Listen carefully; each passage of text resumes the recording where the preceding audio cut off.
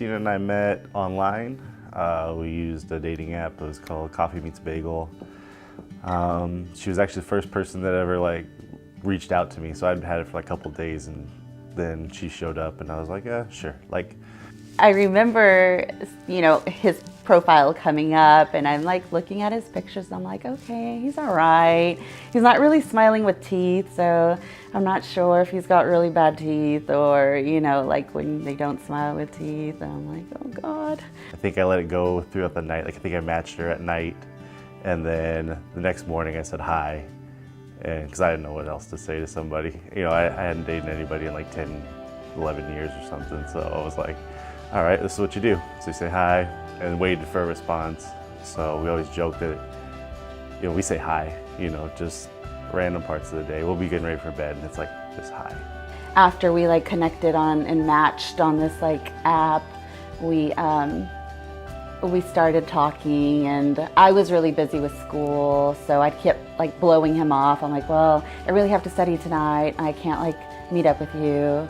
I've got work, or I've got school. And it was almost a month after just chatting on the app that we finally met up and went to go eat. Took her forever. God, she blew me off forever. I thought that she had no interest in me, because I would always say, hey, can we get together? Can we go have coffee? She's like, oh, I have homework. And I'm like, she'd text me, hi, how are you doing? 9:30 at night. And I'm like, oh, it's good. This is what happened. She's like, I'd like to talk, but I have homework. I'm like, well, then why'd you even talk? Text me. So, and then I'd ask her for coffee. Oh, I have to work, or I'm busy. And I'm like, all right, well, this girl's gonna blow me off forever, so whatever. And then finally, I was coming home from work one night, and she texted me, and I was like, well, that's the opposite of how this usually goes. So we finally got to set up breakfast, and that was it. I think after that day, I think we've been together, I feel pretty much every day since then. I'm probably wrong, but that's how it feels like. So our first date was it's so sad because the restaurant's not there anymore, and I wanted to return every day every year when we met. And now I can't. Brunchies. We've met at Brunchies. I thought she was going to blow me off because I got in there early, and I probably sat there for 10, 15 minutes, and I was like, oh great, I'm going to look stupid walking out of this restaurant because I brought her a flower and stuff, and I was like, everybody's going to know I got stood up. And he had texted me, he's like, hey, are you on your way? And I'm like, yeah, I'm not running behind. I'm going to be there right at 10 o'clock. And so I walk in, he's already there, but I wasn't aware that he was already there, had a table. So I walked in, I went to the hostess, I'm like, hi, table for two, meeting someone. And then I turn around, and he's there. He stands up, I guess he recognizes me, and then I recognized who he was. And I'm like, oh, he's the guy on the pictures. We sat there forever, It didn't seem like forever. You know how that goes when you're dating, when it's a good date. 5 minutes, it seems like 5 minutes, it's been 3 or 4 hours, and that's just how it was. That was our first date, and it was great. I love it. It was a good story for us. Oh, so I love yous. I said it first. We talked about it over text without really saying I love you through a text, and we went on a date. We went to one of our favorite restaurants now, Angry Crab Shack. She said she had never had good barbecue outside of Texas, so it was my goal to find her good barbecue.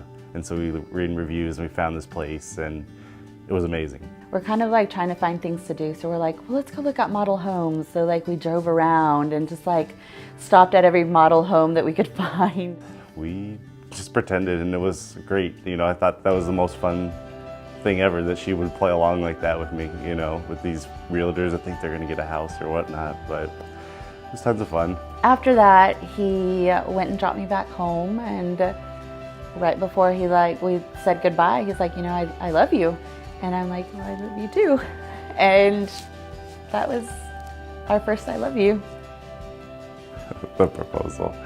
So first of all, I had been snooping on his phone, and he had deleted this picture, or he had put this picture into this saved or private folder on his iPhone. And I'm like, what is that? So I hit the private folder thing, and it was like a Snapchat picture of this jersey, Cowboys jersey, for the football player Sean Lee. I thought I could lock it and hide it on my phone, and you can't lock it apparently. So I got a jersey because my last name is Lee, and she told me the only way she'd ever wear anything that said Lee is if it was a Cowboys jersey, which is horrible.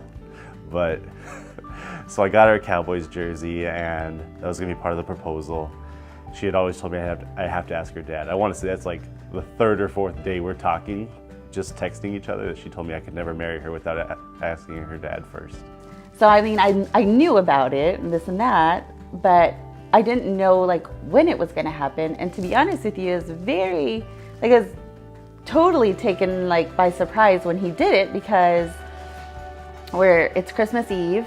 My family's together. We have the boys for Christmas Eve, so they're getting to spend Christmas Eve with my parents and my sister and my brothers. And I'm a very competitive person, so we're at the table and we're playing Speak Out. It's like that Ellen game where you put the headphones on and you like try and like whatever your partner is saying, you need to kind of like try and say what they're saying, and there's all this like background noise in your headphones. But we were playing a game, some game with headphones, so she couldn't really hear what I said. She had to read my lips, which is horrible because I don't enunciate anything. But she got so mad because she hates losing. So I'm telling her the whole process, I don't know what we're saying. Oh, I'm telling her to turn around. I said, I need you to turn around. And she's repeating it. I'm like, well, this isn't fun. She's got it right away. He's saying something, and I'm like, you need me to turn around. He's like, and I didn't turn around, and he's like, no, turn around. And I'm like, no, and I'm like getting really frustrated because I know I'm saying it right, and I'm like, come on, dude, let's get to the next card. Like, I know I'm saying it right. He's like, no, I need you to turn around. I'm like, turn red, and I'm like really getting upset. And he's like, just turn around. It's like he points, and the boys, so I turn around, and the boys have this like poster with Sean Lee's like jersey like pinned to it, and it said, will you like make our family complete and marry our dad? And then so that part clicked really quick because I had already seen the Sean Lee jersey in the previous, picture that he had on his phone. And I'm like, in my head, I'm like, oh, this is really happening right now. And I was really thrown off, and my sister had been recording it. So in my head, I'm like, great, I'm like really grumpy in this video now, and now I have to turn around. And so then I turned around, and he's on a knee, and I start crying, and then I start ugly crying, and my sister has it recording, and I'm like, great. And so then, he asked, I don't even remember what he said. The only thing I remember him saying is like, you're my best friend, will you marry me? And I'm like, sure. And she gives me crap all the time because she says all I said was, you're my best friend, like Forrest Gump, like, you're my best friend. And so that's all she remembers from the proposal, is me saying that. She says I didn't say anything else, but she cried the whole time. Finally, she looked up and told me yes. What I enjoyed, even though that I knew it was going to happen, is that I didn't know it was going to happen like that or that day, and so I really was not expecting it. So, he pulled it off, even though I had some kind of hint of how it was going to happen. He really pulled it off because I was very surprised. I'd like to thank both of our parents. They've both sets have given up so much for us. If her parents hadn't allowed her to move in, that we would have never met. So thank you for that.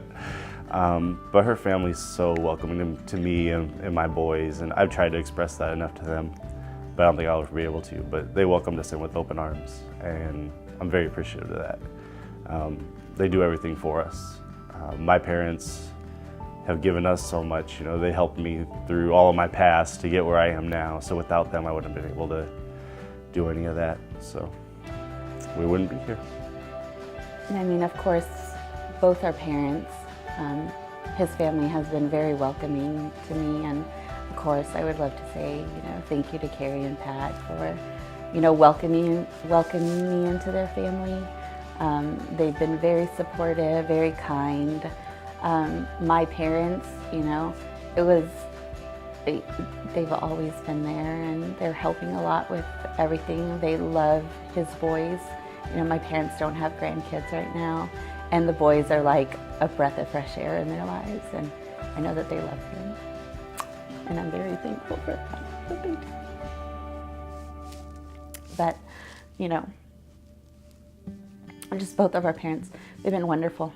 So I'm really glad that, you know, his family accepted me, my family accepted him, and, you know, thank you for that.